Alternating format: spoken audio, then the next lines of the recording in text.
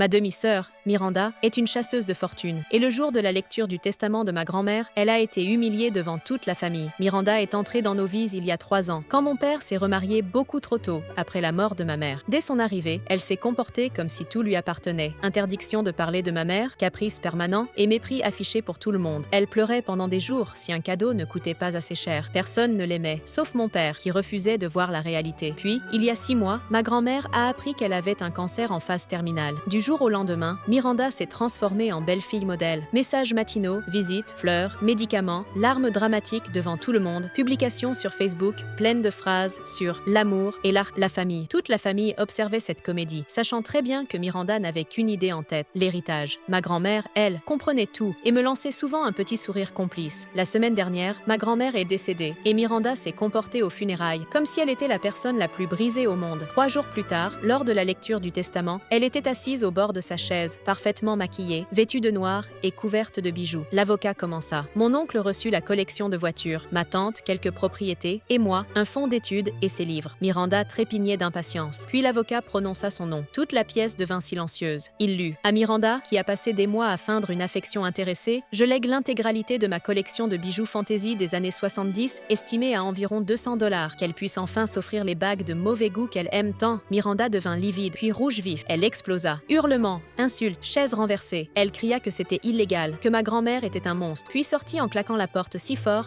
qu'un cadre tomba du mur. Une fois le silence revenu, l'avocat referma calmement le dossier et dit « Madame Joséphine avait demandé que je lise cette partie exactement ainsi. Elle s'attendait à cette réaction. » Mon père resta immobile, choqué, pétrifié. Puis il se tourna vers moi, le regard brisé, et murmura « Je suis tellement désolé. »